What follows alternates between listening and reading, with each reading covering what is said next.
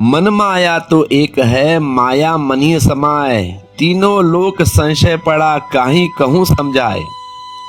और माया के संबंध में इतने सिद्धांत गढ़े हैं भारत में। भारत का पूरा अतीत, पूरा इतिहास माया के संबंध में सिद्धांतों से भरा है। इसीलिए कबीर कहते हैं, तीनों लोक संशय पड़ा, काहीं कहूँ समझाए। जब तुम जान लेते हो तो क्या होता है माया का, कहाँ खो जाती है माया।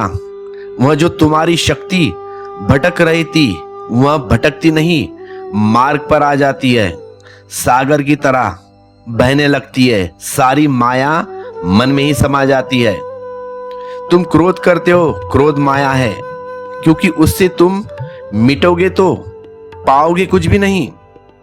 इससे तुम माया की परख की कसौटी बना लो कि जिससे तुम्हारे भीतर कुछ मिटता हो, बनता कुछ भी ना हो, जिससे तुम्हारे भीतर विध्वंस तो होता हो, सृजन बिल्कुल न होता हो, जिससे तुम्हारे भीतर बीज सड़ जाता हो लेकिन अंकुर न निकलता हो, नदी नष्ट हो जाती हो, सागर न बन सकती हो। इसे तुम कसौटी बना लो।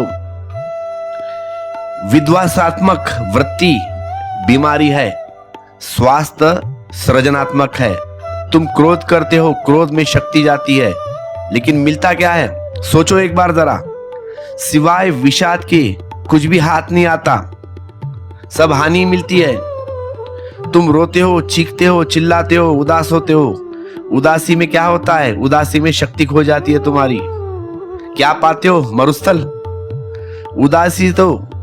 उदासी से तो कई फूल नहीं खिलते, उदासी से कहीं जीवन में कोई नृत्य नहीं आता।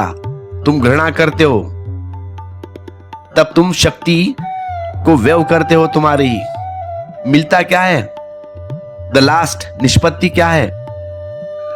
हमेशा इसे कसौटी की तरह जांचो कि जो मैं कर रहा हूं, जो मैं करने जा रहा हूं, वह मरुस्थल में जाएगा या सागर में जाएगा। और अगर मरुस्थल में जाता हो तो सजग हो जाओ, यह यात्रा पथ नहीं है, यह तो भटकाव है। क्या होगा अगर तुम क्रोध न करोगे तो जो क्रोध की शक्ति बचेगी वह कहां जाएगी? सोचा है कभी? वह मन में समा जाएगी।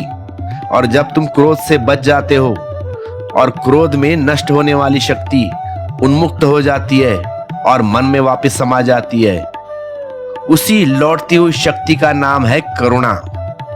जो शक्ति खो रही थी मरुस्थल में, वह क्रोध थी। जो शक्ति मरुस्थल में खोने से रुक गई और स्वयं में लीन हो गई, सागर में डूब गई, वह है करुणा। और क्रोध और करुणा एक ही शक्ति के दो नाम हैं। क्रोध उसी शक्ति की रोग की अवस्था है, करुणा उसी शक्ति की स्वास्थ्य की आवश्यकता है। घृणा और प्रेम ही शक्ति के दो ढंग है। जब घृणा की शक्ति वापस तुम में प्रत्येक कृत्य में लीन हो जाती है तो अपार प्रेम का उदय होता है। बुद्धों से बड़ी प्रेमी खोजना कठिन है, क्राइस्ट और कृष्ण से बड़े प्रेमी खोजना कठिन है। वहां पे घृणा लीन हो गई, मरुस्थल में नहीं खोई, सागर पा लिया, बीज को भूमि मिल गई। मन माया तो एक है, माया मनी समाए। तीनों लोक संशय पड़ा, कहीं कहूं समझाए।